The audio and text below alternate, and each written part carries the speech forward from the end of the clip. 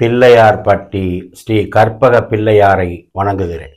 ஆதித்யாய சோமாய மங்களாய புதாயச குரு சுக்கிர சனி பயிற்ச ராகுவே கேதுவே நமோ நமது வாழ்க வளமுடன் யூடியூப் சேனல் நேயர்கள் அனைவருக்கும் உங்கள் அஸ்ட்ரோ டிஎஸ் மோகன் ராவின் அன்பான வணக்கம், வாழ்த்துக்கள். இப்போ நாம் இந்த வீடியோவில் என்ன பார்க்க போகிறோம் அப்படின்னா, ஏப்ரல் மாத பலன்கள். வழக்கம் போல தான் 12 ராசிக்கும் தனித்தனி வீடியோ வரும், பாருங்க. இந்த மாதத்தில் கிரகங்கள் எங்கே இருக்கு அப்படிங்கிறத முதல்ல பார்ப்போம். சூரிய பகவான் 14ஆம் தேதி மேச வீட்டுக்கு வந்துடுவார்.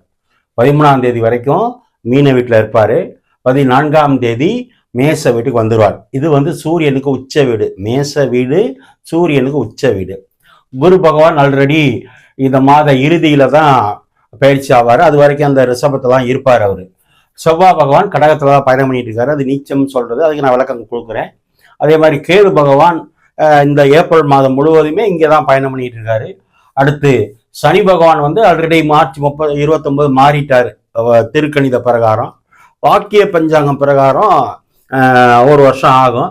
ஆனால் நம்ம சனி மீன வீட்டில் இருக்கிறதா வச்சு தான் நம்ம எடுக்க போகிறோம். ஏன்னா சனி பகவானே ஒரு ஸ்லோ பிளானட் தான், மெதுவா நகருங்கிறாங்க. அது மட்டும் இல்ல, எந்த ஒரு கிரகமும் ஒரு வீட்டுல நகரத்துக்கு முன்னாடியே அதனுடைய பயணத்தை, அதனுடைய வேகத்தை நடத்தும். இப்ப குறிப்பா பாத்தீங்கன்னா ராகு ஏப்ரல் லாஸ்ட் மே மாசம் தான் வருவாரு.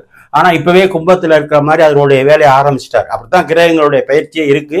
ஆனா அதெல்லாம் ரொம்ப டீப்பா போனா உங்களுக்கு புரியாது. ஏன்னா நம்ம பேசுறதே கோச்சார பலன்கள் தான். சாதகமா இருந்தாலும் பாதகமா இருந்தாலும் 20% தான். ரொம்ப அக்யூரேட்டா வேணும்னா உங்க இண்டிவிஜுவல் ஜாதகம் தான் கரெக்டா இருக்கும். அதனால நம்ம ரொம்ப டீப்பாலாம் போக வேண்டாம். பொதுவான பலன்கள் இந்த மாசம் இந்த கிரகங்கள் இப்படி இருக்கு. ரைட். இந்த மாசம் என்ன விசேஷம் அப்படின்னா, 11ஆம் தேதி பங்குனி உத்தரம். பங்குனி உத்தரம் அப்படின்னா முருகனுக்கு 6 படை வீடுகள்லையும் நாடு முழுவதும் இருக்கிற முருகன் கோவிலில் மிகப்பெரிய விசேஷம். பால் காவடி, பன்னீர் காவடி, அன்னதானம், நல்ல விசேஷம். அந்த பங்குனி உத்தரத்தை கொண்டாடக்கூடிய நமது நாட்டு மக்கள் அனைவருக்கும் நம்மளுடைய பணிவான அன்பான வணக்கம், வாழ்த்துக்கள். அந்த முருகன் அருள் அத்தனை பேருக்கும் கிடைக்கணும்னு நானும் வேண்டிக்கிறேன். அடுத்து பார்த்தீங்கன்னா 14ஆம் தேதி தமிழ் சித்திரை வருடப்பிறப்பு, வருஷப்பிறப்பு, விசுவாவுச வருஷம் அப்படின்னு இதுக்கு பேரு. இந்த தமிழ் புத்தாண்டு நாட்டு மக்கள் அனைவருக்கும் நல்லதே நடக்கணும்னு உங்களுக்காக நான் வணங்கும் அந்த அண்ணாமலையார் உண்ணாமலை தாயை வேண்டுகிறேன். அடுத்து பார்த்தீங்கன்னா 30ஆம் தேதி அட்சய திருத்தியை. அட்சயம்னா அள்ளக்கூடியது, வளரக்கூடியதுன்னு அர்த்தம். அட்சய திருதி அன்னைக்கு தங்கம் வாங்கினா தங்கம் மலரும் சொல்றது. அட்சய திருதி அன்னைக்கு தங்கம் மட்டும் இல்லை, வீட்டுக்கு தேவையான சுப பொருள் எது வாங்கினாலும் வளரும். இன்னைக்கு தங்கம் விற்கிற விலைக்கு கிட்டக்கே போக முடியாது. இருந்தாலும் வாய்ப்பு இருக்கிறவங்க, விருப்பம் இருக்கிறவங்க தங்கம் வாங்குங்க, வெள்ளி வாங்குங்க, இல்லை வேற ஏதாவது சுப பொருட்கள் வீட்டுக்கு வாங்குங்க. அந்த அட்சய திருதிய வாழ்த்துக்களும் நம்மளுடைய யூடியூப் நேயர்களுக்கு வழங்குகிறோம். அடுத்த நேயர்கள் இப்போதான் நம்மளுடைய சேனலை முத பார்க்குறீங்கன்னா சப்ஸ்கிரைப் பண்ணிக்கோங்க, லைக் பண்ணுங்க, உங்கள் உறவினர் நண்பர்களுக்கு சொல்லுங்க. எனக்கிட்ட யாராவது ஜாதகம் பார்க்கணும்னா கீழே இருக்க நம்பருக்கு ஃபோன் பண்ணுங்க, நான் வாட்ஸ்அப் நம்பர் தரேன், ஜாதகம் பார்க்கலாம். இப்போ நம்ம அந்த வீடியோக்குள்ள விரிவாக போவோம். மீண்டும் நான் வணங்கும் அண்ணாமலையார் உண்ணாமலை தாய், நான் நித்தம் வணங்கி வேண்டி நிற்கும் குமரமலையான், என் தாய் தந்தையரை வணங்கி இந்த மாதங்கள், இந்த பலன்கள் அத்தனையும் உங்களுக்கு நன்மையே நடக்கணும்னு வேண்டிக்கிறேன். ஓம் நமச்சிவாய. இப்போ நாம துலாம் ராசியை பார்ப்போம். துலாம் ராசி அப்படின்னா நீதிபதி ராசி அப்படின்னு நான் வச்சிருக்க பேர். நிறைய நீதிபதி, வழக்கறிஞர்கள், ஆசிரியர் நிறைய பேர் இருக்காங்க. நகைச்சுவை துறை, திரைப்படத்துறை, டைரக்டர் நிறைய பேர் இருக்காங்க துலாம் ராசியில. நிறைய உணவு, அதாவது இந்த சமையல் கலை மாஸ்டர்கள் நிறைய பேர் இருக்காங்க. இந்த துலாம் ராசிக்கு இந்த மாசம் எப்படி இருக்குன்னா சூப்பர் சூப்பர் சூப்பர். யாருக்குன்னா துலாம் ராசிக்கு தான். என்ன காரணம்னா, உங்க ராசிநாதன் சுக்கிரன் உச்சம். இது ஒண்ணு போதும், இன்னும் நிறைய இருக்கு சொல்றேன். உங்க ராசிநாதன் உச்சமாயிட்டாரு. உங்களுக்கு என்ன கேள்வி வரும்? சார் அது 6ஆம் இடமாச்சே, அதுல போய் உச்சமாகலாமா அப்படின்னா ஆகக்கூடாது. ஆனா இவருக்கு வீடு கொடுத்தவரு சுக்கிரன் வீட்டுல இருக்காரு. சுக்கிரனுக்கு வீடு கொடுத்தவரு குரு இங்க இருக்காரு. அப்ப சுக்கிரனும் குருவும் பரிவர்த்தனை ஆயிட்டாங்க. அப்படின்னா என்ன? நீ என்னைய கெடுக்காத, நான் உன்னைய கெடுக்க மாட்டேன்னு அர்த்தம். நான் எய்த்த வீட்டுல போய் இருந்துட்டு எய்த்த வீட்டுக்காரு என் வீட்டுல இருந்தாருன்னா அந்த வீட்டுக்கு நான் கெடுதல் பண்ண மாட்டேன், இந்த வீட்டுக்கு அவர் பண்ண மாட்டாருன்னு அர்த்தம். கெடுதல் இல்லைனாலே நல்லது தானே. அப்போ சுக்கிரன் குரு பரிவர்த்தனை உங்களுக்கு இந்த மாசம் நன்மையே, பாதிப்பு இல்லை. அடுத்து யார் இருக்கா? 4ஆம் இடம்னா அம்மா. 5னா பூர்வீகம், தாய் மாமே, உயர்கல்வி. 4னா சுகம்.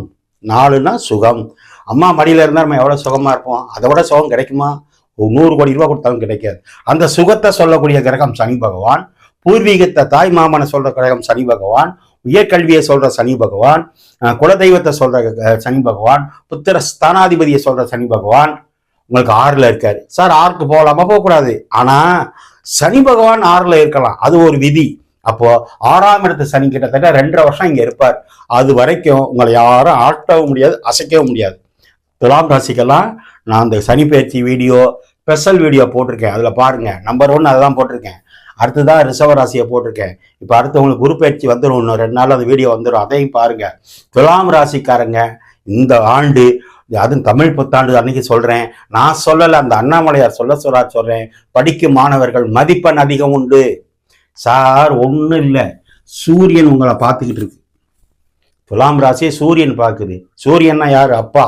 சூரியன்னா யாரு? அரசாங்கம். சூரியன்னா யாரு? வெளிச்ச கிரகம். சூரியன்னா யாரு? வளர்ச்சி கிரகம். உங்க பேரு, உங்க போட்டோ இந்த வருஷம் யாராவது 10th எக்ஸாம் எழுதுனா, +2 எக்ஸாம் எழுதுனா, அல்லது அரசு தேர்வு எழுதுனா உங்க பேரு போட்டோ பேப்பர்ல வரும், அல்லது டிவியில உங்க முகம் தெரியும். சூரியன்னா வெளிச்சம். இந்த மாசம் அது நடக்கும். ஏப்ரல் மாசமோ தவறுனா மே மாசத்துக்குள்ள உங்க பேரோ புகழோ, சார் படிக்கிறவங்களும் இல்ல, அரசியல் இருக்கவங்களுக்கு உயர் பதவி, அரசாங்கத்தில் இருக்கிறதுக்கு ப்ரொமோஷன். ஏன்னா 5ஆம் இடம் தான் பதவி உயர்வு சொல்றது. அது சுக்கிரனோடு சேருது. எல்லாத்துக்கும் மேல புதன் அங்க இருக்கு சார். பாக்கியாதிபதி புதன் மறந்துடக்கூடாது. பாக்கியாதிபதி புதன், ராசிநாதன் சுக்கிரன், 5 கூடைய சனி, இவ்வளவு பேர் அங்க இருக்காங்க. எல்லாத்துக்கும் மேல ராகு பகவான் 6ல இருக்கார். பாருங்க எவ்வளவு யோகம் கொட்டி கிடக்குது. 6ஆம் இடம் என்பது ராகுக்கு ஏற்ற இடம். 6ஆம் இடம் என்பது சனி பகவானுக்கு ஏற்ற இடம். புதன் பொதுவாக மறையலாம், கல்வி யோகம் உண்டு. சுக்கிரன் மட்டும் மறையக்கூடாது. ஆனா சுக்கிரன் 6ல மறைஞ்சாலும் அது குரு சுக்கிரன் பரிவர்த்தனையில் இருக்குது, யோகம் கொட்டி கிடக்கு. சூரியன் 1 போதும், பார்த்துக்கிட்டு இருக்கு. சூரியன் உச்சமாய் பார்க்குது. அப்போ டிஸ்ட்ரிக்ட் லெவல்ல, ஸ்டேட் லெவல்ல உங்க பேரு வெளியில வரும். வளர்ச்சி கிரகம், ஒளி கிரகம் பார்க்குது. இது நடக்கும். நடந்தவொடனே நீங்களே எனக்கு போன் பண்ணி சொல்லுவீங்க, சார் சுக்கிரன் உச்சமாயிடுச்சு, கல்யாணம் நடக்கும். இந்த குரு இப்ப இங்க போக போறார். இந்த குரு இங்க போயிடுவார். 9ல குரு, பாக்கியத்துல குரு. குரு 9ல போனா என்னென்ன யோகம் கிடைக்கும் தெரியுமா? வெளிநாட்டு யோகம் உண்டு, அப்பானால யோகம் உண்டு, அன்னை அக்கானால யோகம் உண்டு. சுக்கிரன் உச்சமா இருக்கு, உங்க திருமணத்துக்கு உங்க அக்கா உதவி பண்ணுவாங்க. சுக்கிரன் உச்சமா இருக்கு, உங்க அத்தை உதவி பண்ணுவாங்க. யோகங்கள் கொட்டி கிடைக்குது. சொத்து கிடைக்கும். செவ்வாய் நீச்சமா இருக்குன்னு நினைக்க கூடாது. இந்த செவ்வாய் உங்களை 4ஆம் பார்வையா பார்த்துக்கிட்டு இருக்காரு. ஏற்கனவே பஞ்சாயத்து ஆகிட்டு இருக்கோம், இப்ப சொத்து பிரிக்காம இருக்கும். இந்த குரு பயிற்சி அப்படி ஆனவுடனே சொத்து கிடைக்கும். 2ஆம் இட குடும்பம், பணம் வரவு, அது செவ்வாய் நீச்சமா இருக்கு. குரு பயிற்சி ஆனவுடனே பணம் வரும். வேலையில மாற்றம் வரும். 6ல யார் இருக்கா? சுக்கிரன். வேலையில மாற்றம். கூட யார் இருக்கா? ராகு. ராகு தான் மாற்றத்தை சொல்றவரு. ஏற்கனவே வேலை இல்லைன்னா புது வேலை கிடைக்கும். இல்ல சார் பாக்குறேன்னா ஒரு இடம் மாறி கிடைக்கும். சார் வீடு மாத்துவீங்க, மறந்துடாதீங்க. 4ஆம் இடம் வீடு. அப்போ அது எங்க இருக்கு? ராகுவோட சேருது. அப்போ வீடு மாத்துறது. 4ஆம் இடம்னா வண்டி, வாகனம், காரு. பழைய வண்டியை கொடுத்துட்டு புது வண்டி வாங்குவீங்க, கார் வாங்குவீங்க, சொகுசா இருப்பீங்க, சுகமா இருக்க போறீங்க. நான் சொன்ன மாதிரி 2.5 வருஷத்துக்கு சனி பயிற்சி நல்லா இருக்கு. குரு பகவான் 1 வருஷத்துக்கு நல்லா இருக்கு. இப்போ உங்களுக்கு சூரியன் பார்வை இருக்கு. இங்க இருக்காரு இப்ப 7ல, அட்டகாசமா உங்களை பார்த்துக்கிட்டு இருக்காரு. அடுத்து 8க்கு போனாலும் 2ஆம் இடத்தை பார்ப்பாரு. அப்ப வாக்கு, பேசி தெளிவு பண்றவங்களுக்கு நல்லது, எல்லா துறையிலும் இருக்கிறவங்களுக்கு நல்லது. செவ்வாய் கடக வீட்டுல இருக்கு. உங்க சகோதரன் ஒருத்தர் இந்த மாசம் வெளிநாட்டுக்கு போவாரு, இல்லைன்னா வெளிநாட்டுல இருந்து வருவாரு. ஏன்னா ராகுக்கு திரிகோணத்துல செவ்வாய் இருக்கிறதுனால. சொல்லிட்டே போகலாம். ஆன்மீக பயணங்கள் நிறைய போயிருப்பீங்க. என்ன சார் நான் கோயிலா போனேன், எனக்கு ஒன்றும் நடக்கலன்னு நினைக்காதீங்க. நீங்க எத்தனை கோயில் போனீங்களோ அத்தனை சாமியும் ஒன்று சேர்ந்து உங்களை பார்க்க போகுது. ஏப்ரல்ல இருந்து, இந்த மாதத்துல இருந்து உங்க வாழ்க்கையில புது ஒளி கிடைக்க போகுது. நீங்க கும்பிட்ட தெய்வம் அத்தனையும் உங்களை பார்க்க போகுது. சின்ன குழந்தைங்க படிப்புல நல்லா இருக்கும், உயர்கல்வி நல்லா இருக்கும், திருமணம், குழந்தை பாக்கியம், சொத்து சுகம் அத்தனை உண்டு. ஒரு மைனஸ், 6ல ராகு இருக்கும்போது அடிவயிறு கவனம். 6ல சுக்கிரன் இருக்கும்போது கடன் வாங்குற இடத்துல போய் நீங்க இருக்கீங்க, கடன் வாங்கிடக்கூடாது. 6ல சனி இருக்கும்போது வேலை ஆட்களை பகச்சிக்க கூடாது. 6ல ராகு இருக்கும்போது எண்ணெய் பலகாரங்கள், போதை வஸ்துக்களை பயன்படுத்திடக்கூடாது. இதெல்லாம் செஞ்சிடக்கூடாது. இந்த குரு போயிட்டாருன்னா சூப்பர்னு சொன்னேன். ஆனா குரு அங்க 9ஆம் இடத்துக்கு போனா சனிக்கு 4ல 5க்கு 4ல குரு இருக்கும்போது கொழுப்பு கட்டி வர்றதுக்கு வாய்ப்பு இருக்கு. அதுல கவனம். சூரியன் ராசியை பார்க்கிறாரு, அடுத்து 8க்கு போய் 2ஆம் இடத்துல பார்க்கும்போது பேச்சில் நிதானம். தரமான பேச்சா பேசணும், பளிச்சுன்னு பேசி தேவையில்லாம அம்புழுத்திடக்கூடாது. மற்றபடி யோகங்கள் நிறைய இருக்கு. இந்த மாசம் ஜெயிக்க போறது துலாம் ராசியே. உங்களுக்கு 29ஆம் தேதி 30ஆம் தேதி சந்திராஷ்டிரம் இருக்கு. அந்த நாட்கள்ல கவனம். துலாம் ராசி அப்படின்னா மகாலட்சுமி தான் இறுக்கி பிடிச்சிக்குங்க. எல்லை தெய்வம், காவல் தெய்வம் முனீஸ்வரன், ஐயனார், கருப்பர், ஐயப்பன் வழிபாடு பண்ணுங்க. இந்த மாதத்தை கொண்டாடுங்கள். இந்த தமிழ் புத்தாண்டை கொண்டாடுங்க. தமிழ் புத்தாண்டு வாழ்த்துக்கள்.